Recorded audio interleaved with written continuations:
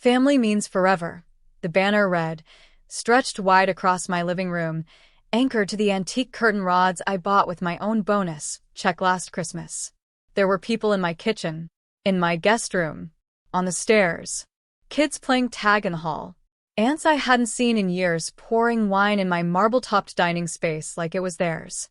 My name is Naomi, and from wherever you're watching this, stay with me. Have you ever walked into your own home and felt like a stranger at someone else's party? I had just flown back from a medical workshop in DC. I was supposed to return Sunday, but the conference ended early. So I came home Saturday night, exhausted, sleep-deprived, craving nothing but a long shower and silence. Instead, I walked into a full-blown family reunion, 102 people, by my quick count. And not a single one expected to see me. Not my sister, Grace, who stood in the kitchen laughing in a dress I'd loaned her and never got back. Not my parents, who toasted to the power of togetherness under a chandelier I installed. Not even my own godmother, who gave me a surprised half-wave like I was a hired caterer showing up too early. No one said my name. No one apologized.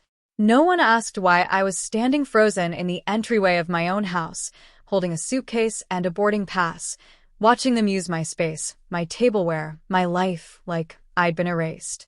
Naomi, Grace finally chirped, loud enough for heads to turn. You're home early. Then she added, laughing, you don't mind, do you?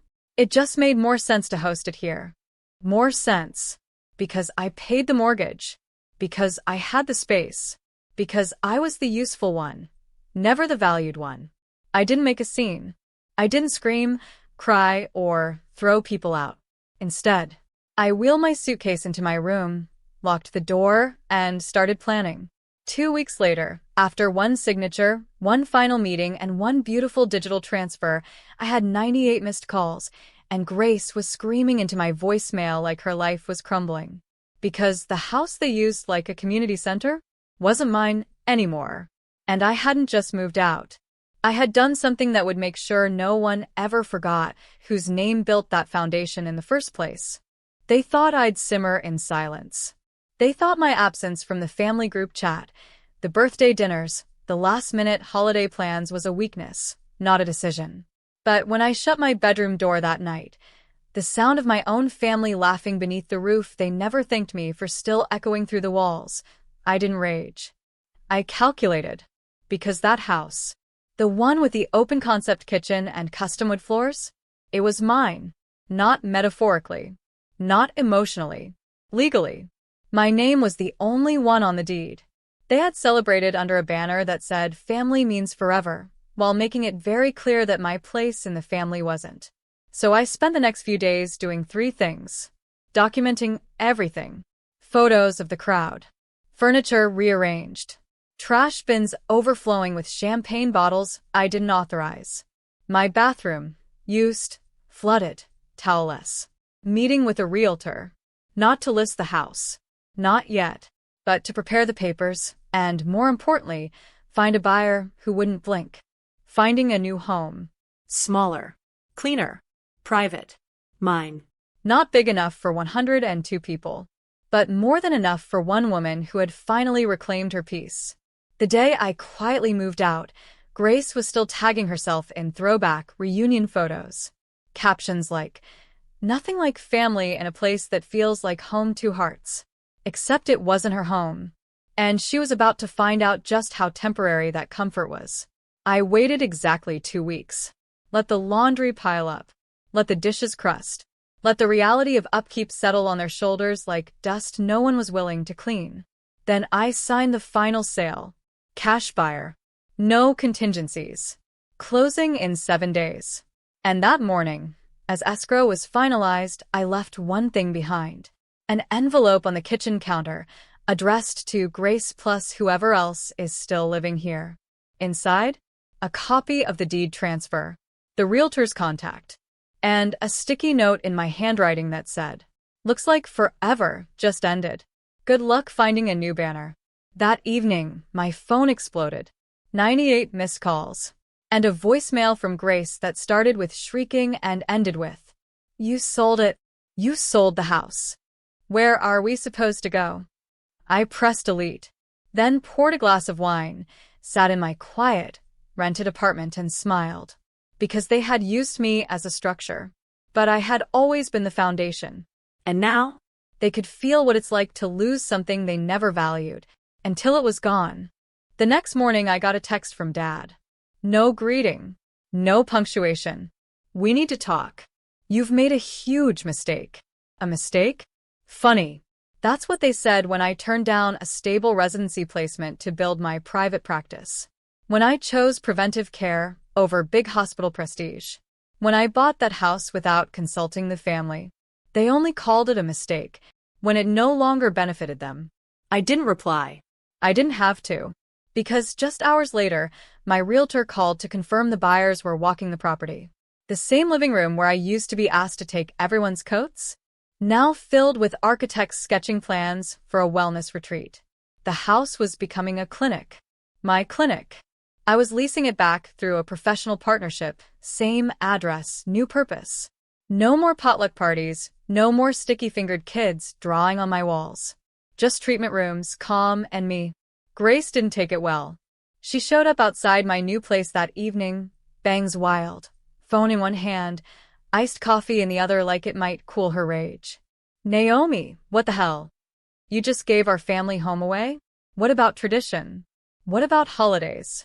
I looked her in the eye. You mean the holidays I wasn't invited to? Or the ones where I came late, so you wouldn't have to rearrange seating? She scoffed. You're being dramatic. No. I'm being deliberate. There's a difference. She tried guilt next. Dad's heartbroken. Mom's humiliated. Do you know how this makes us look? I smiled. Like people who should have thought twice before treating me like a backup generator. Then I handed her a printed copy of the check. Not to flaunt it, to make it real. Congratulations, I said. Your reunion bought me a full medical wing and a life without crumbs. She stared at it like it might burn her fingers. Where are we supposed to go now? She whispered. Anywhere that doesn't have my name on the mailbox. She left in silence. Not because she ran out of words, but because there was nothing left she could say that would erase what she'd done. That night, I opened my calendar. First appointment in the new space. A single mother suffering burnout.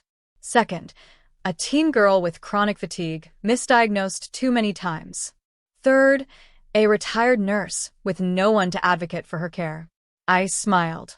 Because, while they mourned the loss of a party house, I was turning it into a place that actually heals. By the end of the week, the group chat I was never part of had turned into a full-blown crisis thread. How could Naomi do this? Where will we host Thanksgiving now? Did anyone get copies of Grandma's recipe binder before she changed the locks? I didn't read the messages directly. They came to me through screenshots from my cousin Layla, the only one who ever asked, "Hey, do you actually want to come?" instead of, "Why didn't you show up again?" She sent me one message that stood out more than the rest. They're acting like you burned down the house. But all you did was stop setting the table. Exactly. Because I'd been hosting without being welcomed for years. They loved the space I created, the warmth, the comfort, but never the person behind it. Not when I skipped med school. Not when I launched my own integrative care practice. Not when I said, I'd rather do it differently, instead of, yes, Mom. To them, I was always the fragile one. The sensitive daughter. The overreacting sister. Until the deed said otherwise. Until their favorite party house had a new plaque by the gate. Shoreline Integrative Center. Founded by Dr. Naomi Reyes. And that plaque? It broke the illusion. Because the moment my name wasn't silent, it was threatening. I got one last email from Mom. No, dear. No love. Just. You've alienated yourself from everyone.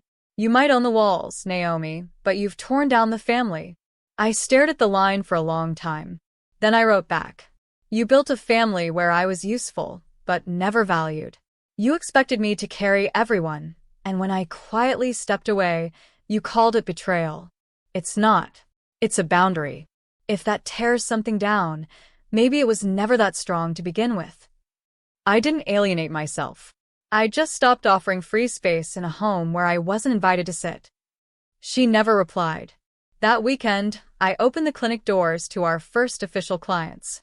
Mothers, daughters, people who had been dismissed by louder rooms, people who just wanted someone to listen. And in the quiet, healing hum of my new space, I thought, they had a chance to include me. They chose to use me instead. And now, they were standing on the curb outside a house they called forever, holding folding chairs and memories, while I stepped into a future they were never meant to own. The next major holiday came fast, Thanksgiving. Every year, my house had hosted it.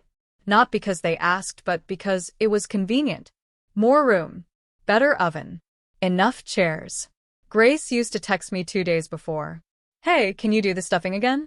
Yours is just less soggy than Mom's. No invite, just expectation. I was the venue, the unpaid planner, the cleanup crew.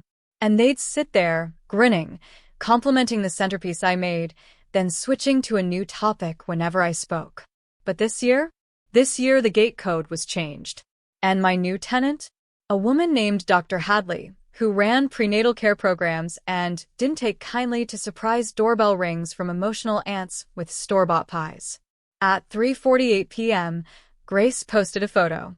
10 of them, cramped in a tiny condo kitchen, folding chairs lined up like it was a job interview. The caption read, "Family isn't about where you are, it's about who shows up. Red heart, #thankful." Except I did show up. For years. I showed up when Dad was recovering from his heart surgery, and no one else remembered the medication chart.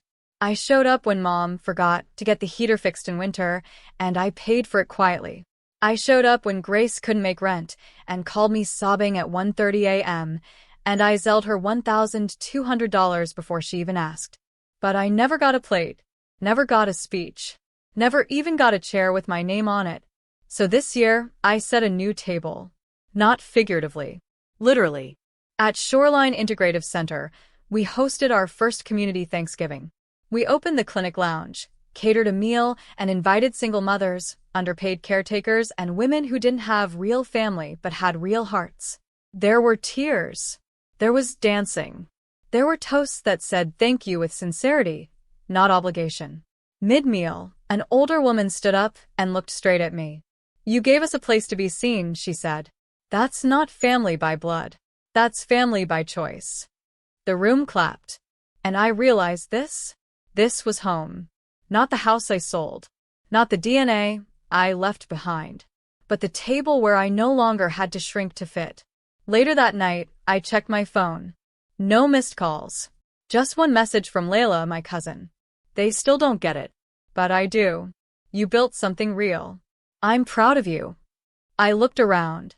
At the full plates, the full hearts, and I thought, they can keep their banner.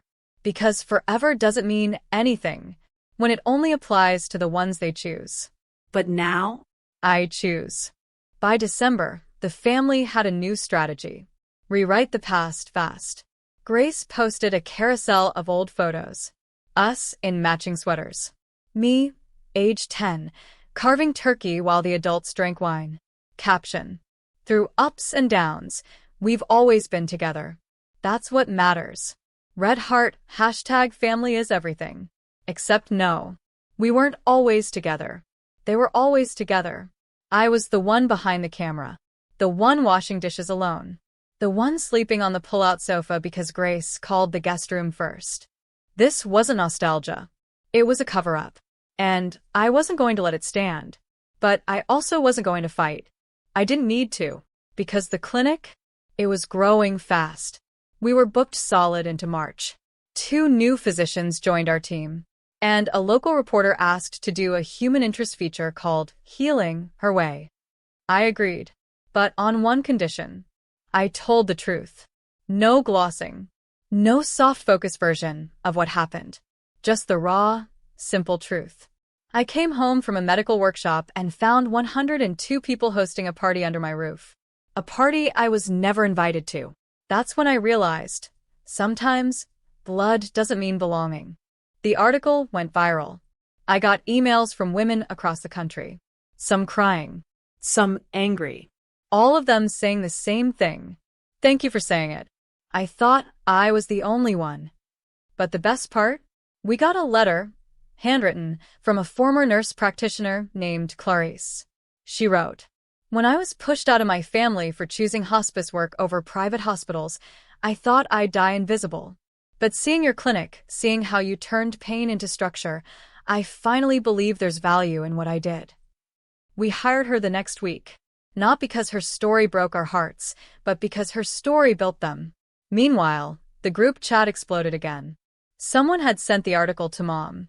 She didn't call, didn't message, just updated her Facebook bio from proud mother of two to nothing. Erase me again.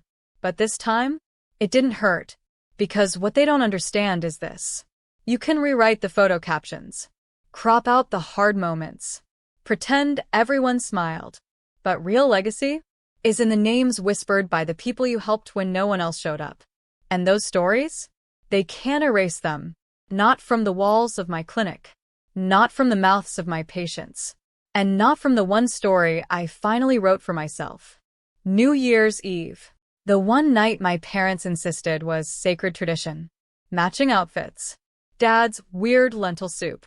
Champagne flutes none of us liked. Every year, I'd stand in the kitchen slicing fruit for a punch I wasn't allowed to pour because Grace is better at the aesthetic stuff. And every year, at exactly 12:01 a.m., I'd be the one holding the camera, not the one in the photo. But this year, no invitation came. Not even a forwarded link to the family group Zoom. And still, I smiled. Because while they were prepping for confetti and performance, I was prepping for purpose. I was co-hosting a midnight circle at the clinic, a quiet gathering of women and caretakers who had no one else to count the clock down with. Some were patients. Some were single. Some were just tired of pretending they felt loved in places that only tolerated them. We sat in a circle. No fireworks. Just warmth. Candles. Real stories. A teacher shared how her own brother took over her house after she cared for their dying mother. A mother admitted her daughter hadn't spoken to her in 6 years because she didn't choose the right man. And then they looked at me. "What about you, Dr. Reyes?" one asked gently. "What did you leave behind this year?" I took a breath. "An address," I said. "And a version of myself who waited too long for someone to save her a seat." They nodded. Not in sympathy, in understanding. Because we all knew what it felt like to be present in everyone else's life, but absent from our own. At midnight, we rang in the new year together, not with noise, but with peace. Across town, Grace posted a reel. Matching dresses. Party horns. Caption. "The ones who matter are always here, kiss mark sparkles." Still trying to speak to me through exclusion. But I didn't feel hurt. I felt proof that I no longer needed their invitations to feel welcome. Because I'd made my own space, one that never asked people to shrink. A space that didn't care about optics, only truth. And truthfully, this was the first New Year's I hadn't felt alone. Because when you stop begging for connection and start building community, you stop being erased. You become unmissable. 3 months later, I received a thick white envelope, handwritten, from Mom. Inside, a long letter, sloppy cursive, pages of reflections and justifications. "We didn't mean to hurt you. You've always been more independent. We thought you preferred it. You were busy. We didn't want to burden you with hosting. We made mistakes, but we're still your family. Still asking me to fold myself back into a shape that made them comfortable. Still pretending it was a misunderstanding, not a pattern. Still trying to return to a home they burned while I was away, thinking I wouldn't smell the smoke when I came back." The last page had a bold ask. "Come to Grace's baby shower. It won't be the same without you. She misses you." I didn't attend. Instead, I hosted a clinic event that weekend. A wellness day for first-time mothers without support systems. We offered free prenatal checkups, counseling circles, and baby essentials. One of the women pulled me aside and whispered, "Thank you. I haven't felt like someone cared in a long time." I smiled. "You're not alone anymore." Later, while cleaning up, I saw a text from Layla. "Grace is crying. Your absence is louder than any gift." She meant it as guilt, but I took it as truth. Because sometimes the greatest power isn't in slamming a door, it's in never returning to the one you were never truly welcome in. 2 days later, a photo went up on Grace's socials. Her in a pastel dress, surrounded by baby balloons, fake smiles, and that same old banner. Family means forever. Except the house in the background wasn't mine. They'd rented a venue this time. Because the real home, the one they once claimed with their wine glasses and matching shirts, that home had walls now. Standards. Lux. It wasn't for them anymore. Because family, that only sees your worth when you're useful, isn't forever. But what I built Is. Shoreline Integrative was now in its second phase of expansion. A second clinic. A scholarship fund. A waiting list of women who used to feel as invisible as I did in my own dining room. And me? I was no longer asking to be seen. I was the spotlight now. So, when people say, "You sold your childhood home," I say, No. I reclaimed it. I turned it into something they could never sit in again. Because it finally reflected me.